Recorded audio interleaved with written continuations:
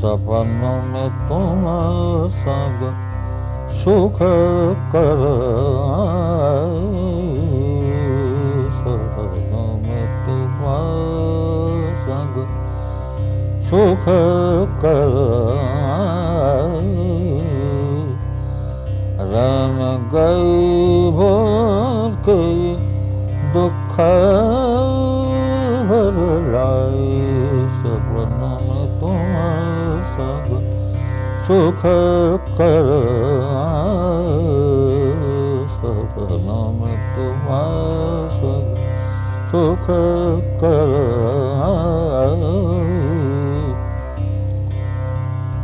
बरसत रन भली बिरहा भुलाए बरसत रन भली बिरहा भुलाए तुम बिन तुम सोही गई भरमाई सपनों में तुम सब सागमदनि सागमदनि मा पर समगुरु समगुरु सागमदनि मा पर गुरु मगुरु गम सपा मगुरु गुरु सन दादा गुरु सन नि सब मनि नि सार गम नि सा नि गम नि रे कब मगुरु गम गुरु सपन में तुम संग सुख कर सपनों में तुम संग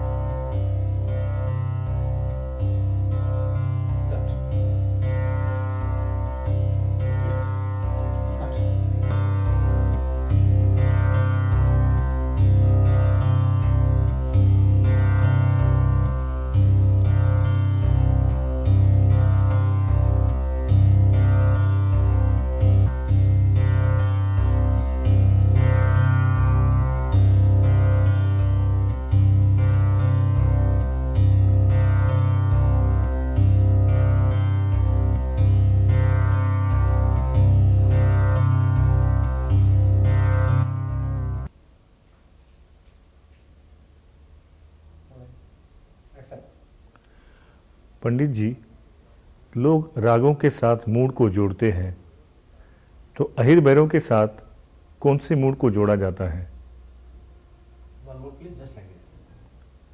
पंडित जी, लोग रागों के साथ मूड को जोड़ते हैं, तो अहिर भैरव के साथ कौन से मूड को जोड़ा जाता है?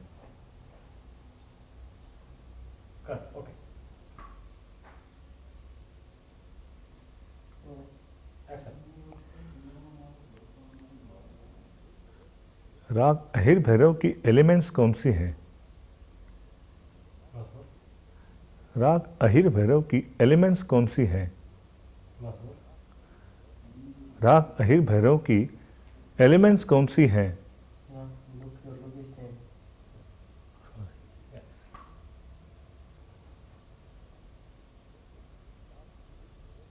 राग अहिर भैरव की एलिमेंट्स कौन सी हैं?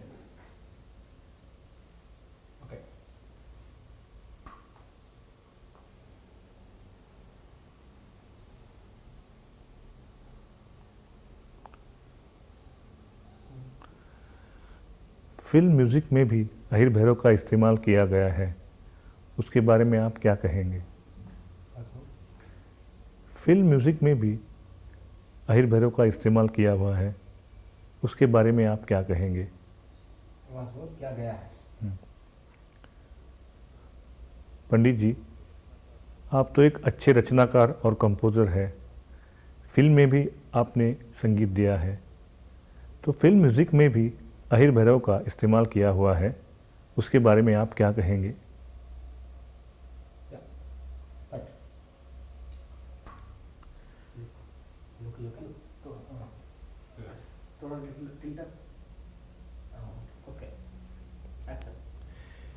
किसी स्मरणीय अहिर भैरव के बारे में आप हमें बताएंगे? किसी स्मरणीय अहिर भैरव के बारे में आप हमें बताएंगे?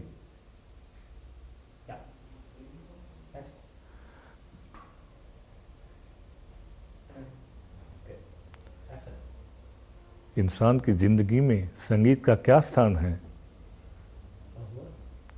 इंसान की ज़िंदगी में संगीत का क्या स्थान है? इंसान की ज़िंदगी में संगीत का क्या स्थान है? इंसान की ज़िंदगी में संगीत का क्या स्थान है? चलिए।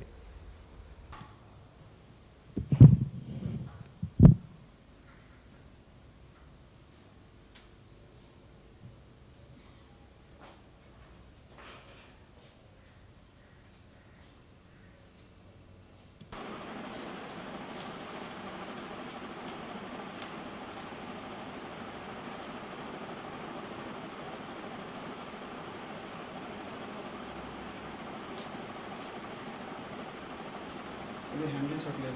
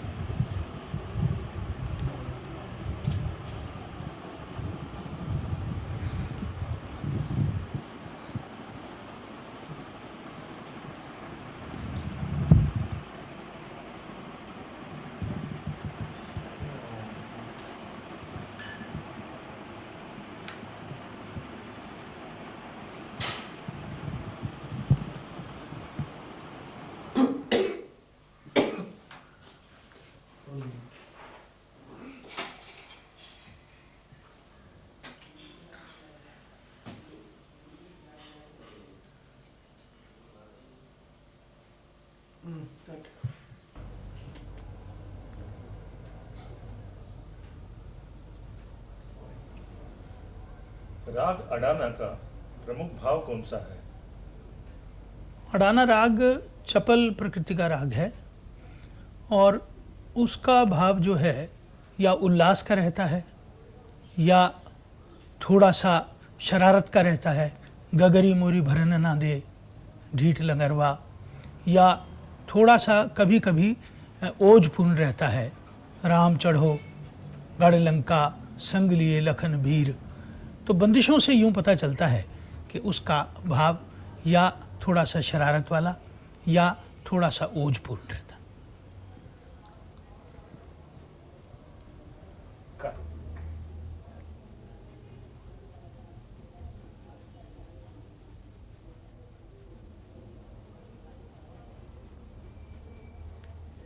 कुछ राग पूर्वांग प्रधान होते हैं, कुछ राग उत्तरांग प्रधान। जी, तो अडाना कौन सी कैटेगरी में आता है? सप्तक के दो भाग होते हैं।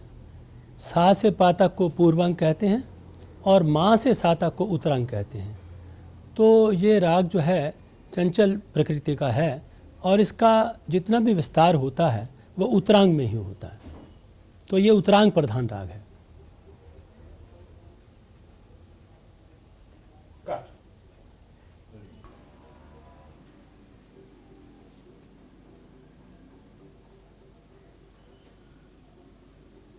कुछ राग आलाप प्रधान होते हैं, कुछ राग तान प्रधान होते हैं, तो अडाना के बारे में आप क्या कहेंगे?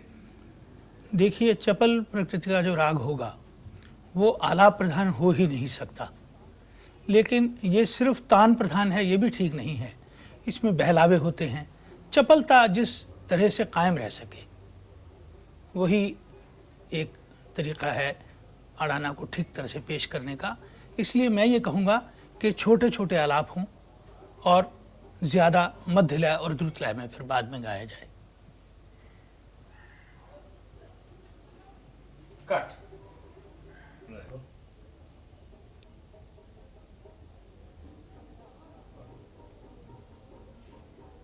अडाना को आप बड़ा राग मानते हैं या छोटा राग मानते हैं? इसमें जी। गुंजाइश कितनी होती है?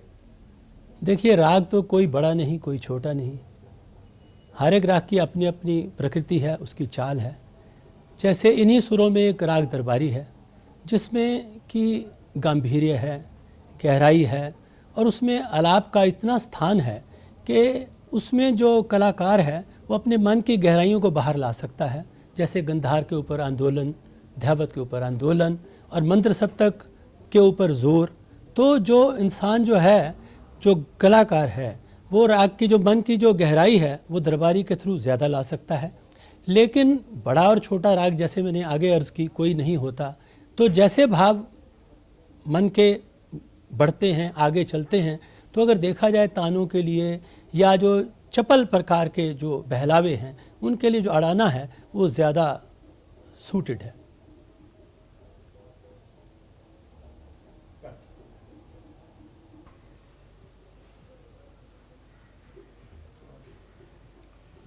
सुना है कि गुरुबाणी में अनेक रागों का जिक्र है, तो क्या उसमें राग अडाना भी शामिल है? जी नहीं, उसमें कानड़ा राग है। तो क्योंकि वो सुनिश्चित रूप से ये नहीं कहा गया कि वो दरबारी कानड़ा है, इसलिए उसमें कानड़ा के सब प्रकार हम गाते हैं। और अडाना को क्योंकि कानड़ा का एक प्रकार माना जाता है, इसलिए गुरबाणी में कानड़ा का इस्तेमाल होता है।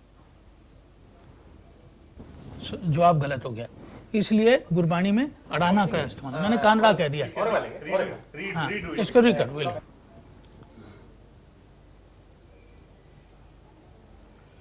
सुना है कि गुरुबाणी में अनेक रागों का जिक्र मिलता है, क्या उसमें राग अडाना का जिक्र है? नहीं, श्री गुरु ग्रंथ साहब में 31 रागों का जिक्र है। उसमें विशेष रूप से अडाना का नाम नहीं है, लेकिन वहाँ कान्हड़ा राग है और उसके अंतर्गत हम कान्हड़ा के सभी प्रकार गा लेते हैं। और क्योंकि अडाना कान्हड़ा का एक प्रकार है, इसलिए गुरबानी गाने के लिए हम अडाना का इस्तेमाल भी करते हैं।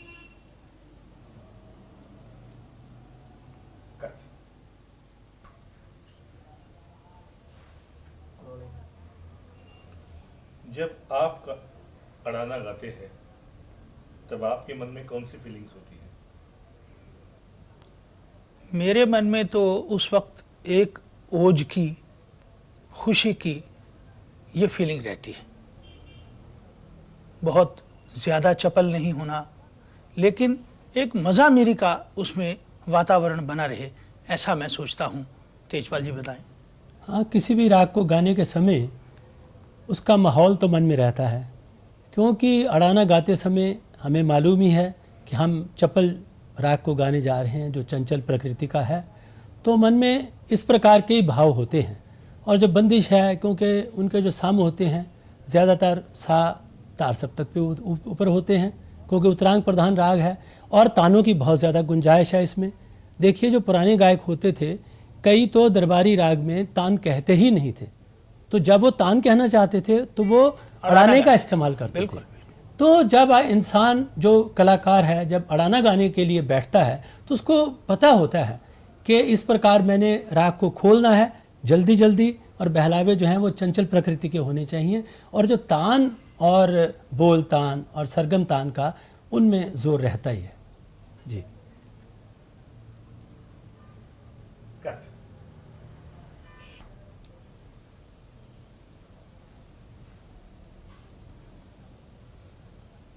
अडाने का उपयोग पॉपुलर फॉर्म्स ऑफ म्यूजिक या फिल्म संगीत में भी हुआ करता है, जी। उसकी वजह क्या है?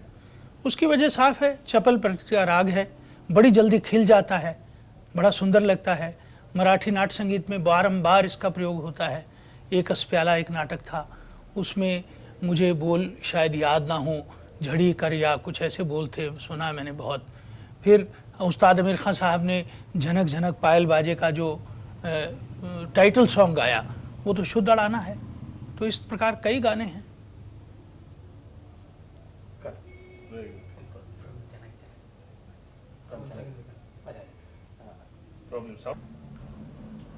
ये थ्री व्हीलर जाने दीजिए।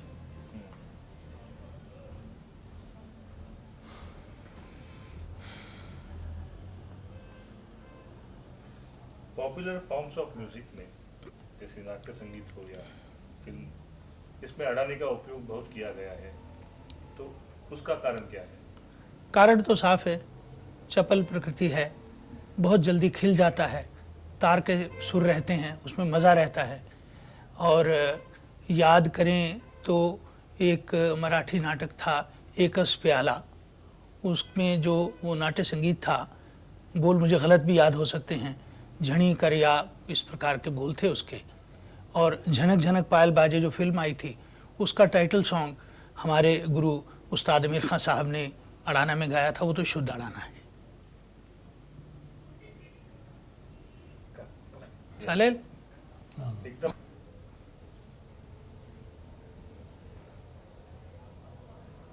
किसी यादगार अडाने के बारे में हमें आप कुछ बताएंगे? मैं बताता हूँ। उस्ताद बड़े गुलाम अली खान साहब कान कुंडला आवत है अलबेला ऐसा गाते थे कि मतलब याद करके रोंगटे खड़े हो जाते।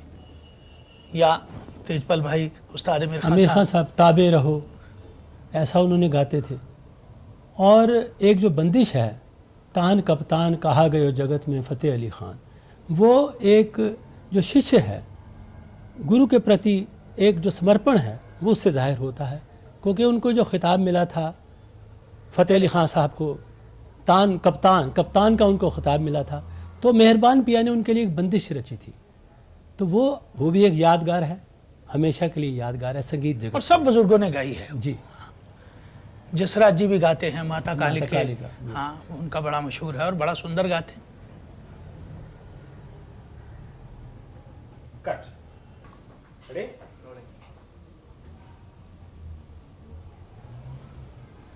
आज के अशांति भरे युग में संगीत क्या मायना रखता है, क्या महत्व रखता है? जो मायना अशांति में शांति का है, जो कुरूपता में सुंदरता का है, जो रात्रि के बाद सुबह का है, वही संगीत का काम है।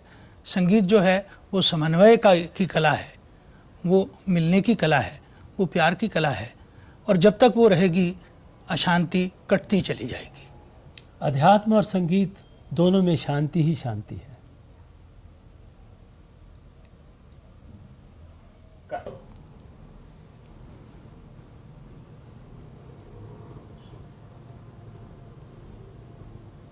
आज के अशांति भरे युग में संगीत क्या मायना रखता है? वही मायना जो शांति अशांति के संदर्भ में रखती है, जो सुंदरता कुरूपता के संदर्भ में रखती है, जो प्रकाश रात्रि के संदर्भ में रखता है। जब तक संगीत रहेगा, समन्वय का संगीत, मिलन का संगीत, प्यार का संगीत, तो दुनिया में अशांति कभी सफल ना हो पाएगी। और मुझे ऐसे लगता है कि जो संगीत है वो अध्यात्म के साथ इतना जुड़ा हुआ है। देखिए साम वेद से लेकर आज तक संगीत उसके साथ जुड़ा हुआ है हमारा। तो अध्यात्म में जिस प्रकार की शांति है, उसी प्रकार हमारा जो भारतीय संगीत है वो हमारे मन में शांति ही शांति भेजता है।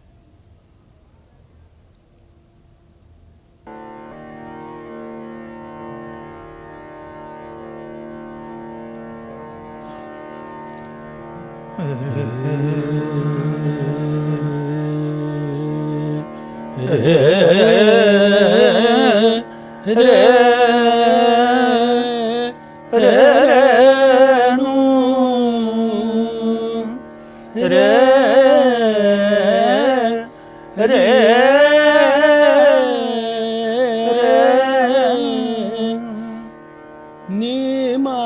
पासा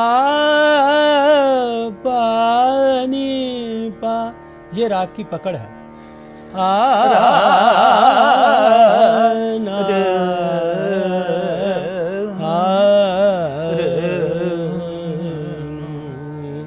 तान कपतान तान कपतान कहा गयो जग में फतेह अली खान। तान कपतान तान कपतान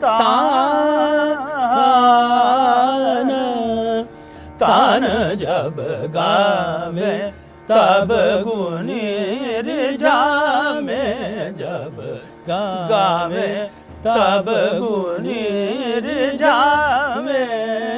गुनी भये मेहरबान तान बलवंत जी, ऐसी फिरत है जैसे अर्जन जी के बान। तान कपतान। इनको आप मना कर दीजिए, रुक जाएंगे, इनसे कहिए 1 मिनट रुक जाओ।